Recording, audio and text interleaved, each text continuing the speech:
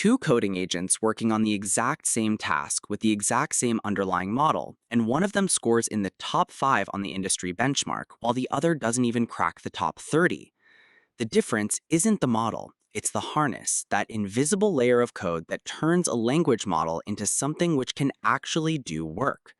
This is what's inside it, why it matters, and how anyone can start building their own. So, what is a harness exactly?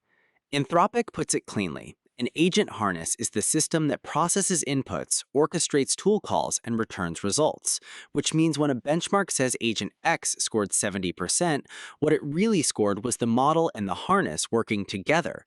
A raw language model just takes text in and produces text out. No memory between calls, no awareness of time, no file system, no way to run code. The harness is everything around the model that fills those gaps: the loop, the tools, the sandbox, the memory. LangChain frames the same idea even simpler. If you're not the model, you're the harness. Most users never see this layer, but it's where every real agent decision actually lives. If everything around the model is the harness, what's actually inside it? The cleanest way to derive it is to list every behavior we want from an agent that the model can't deliver natively, then add a component for each gap. And when you do, 6 core primitives emerge. The first is the loop, the runtime that calls the model, executes the tools it asks for, feeds the results back, and then repeats. Anthropic describes their own runtime as a dumb loop with all the intelligence living in the model. The harness mechanically just manages turns. Tools, sandbox, and file system come next, the agent's hands and the place to use them: bash commands, browsers, test runners, all running in isolated environments so the agent can act safely. And the last two, memory and context management, keep the model focused as work piles up, compacting on the fly, offloading large outputs to disk, and loading only what's needed when it's needed. All of which would be academic if the harness didn't really move the needle. So how much does it actually matter? Recently, LangChain published a clean answer. They took a coding agent running on GPT 5.2 Codex, held the model completely fixed, and rebuilt only the harness around it: the system prompts, the tools, and the middleware. Same benchmark, same weights, very different score. The agent jumped from outside the top 30 on Terminal Bench all the way to top 5, a 13.7-point lift purely from changing what wraps the model. Anthropic published a parallel result on a different benchmark. After fixing the grader and using a less constrained scaffold, Opus 4.5 jumped from 42% to 95%. The pattern is consistent. Harness changes alone can outpace generational model upgrades. A model jump might move a coding benchmark by 7 points, while rebuilding the harness around it has moved a different one by nearly 14. So the harness matters. The real question is, how do you actually shape one for yourself? There are 3 paths, and the most accessible doesn't require writing any harness code at all. You just configure an existing one. Products like Claude Code, Cursor, and Codex ship as fully built harnesses, and they all support the same 3 open standards for extending what they can do. First, MCP, the Model Context Protocol. Install one MCP server and that server's tools instantly become available across Claude Code, Cursor, Codex, Copilot, Gemini, and ChatGPT. One install, every agent. Second, AGENTS.md, a cross-tool open standard now governed by the Linux Foundation. Drop the file in your project root, write your conventions and context once, and every supported agent picks it up.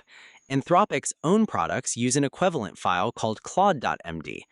And third, skills, small markdown files with a name, a description, and a procedure that the agent reads only when relevant, so you can pile up dozens of them without bloating the context window.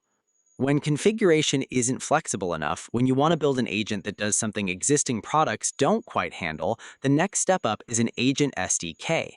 These give you the loop, the tool registration, the memory, and the sandbox connectors as composable pieces. You bring the model and the task, and the SDK provides everything else. The biggest players ship their own. Anthropic's Claude Agent SDK exposes the same scaffolding that powers Claude Code itself, while OpenAI's Agents SDK plays the same role for the Codex ecosystem. Beyond the vendors, cross-provider frameworks like LangGraph, Vercel AI SDK, Mostra, and Crew AI let you swap the model behind a stable interface, so you're never locked in. And the sandboxes themselves plug in as a service.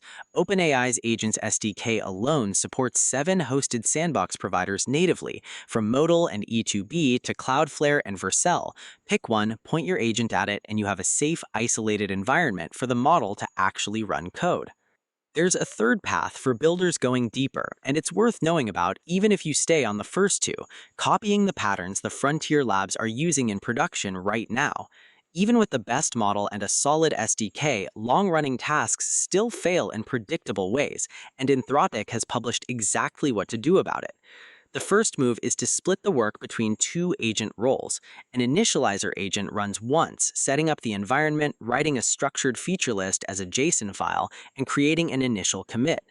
Then, a coding agent takes over for every session after that, picking one feature off the list, making incremental progress, and committing before handing off. The feature list itself is the work anchor. Anthropic's experiment used a JSON file with over 200 features, each one initially marked failing, that later sessions could only update by flipping the status. That single constraint is what stops the agent from declaring victory on the entire project too early. And the state itself lives outside the model in a progress file and Git commits, so that every new session can read the progress, run a basic test, and pick up exactly where the last one left off. The discipline of building these systems has a name now: harness engineering. And as models keep improving, parts of today's harness will move inside the model itself, so some of what we just walked through will eventually become dead code. But the latter will keep mattering, because every time the model rises, new failure modes appear at the new ceiling, and the next harness is the thing that addresses them. The model is the ceiling. The harness is the ladder. Pick the rung that matches your need and start building. If you found this helpful, subscribe to the channel for more deep dives into AI infrastructure and technology explained.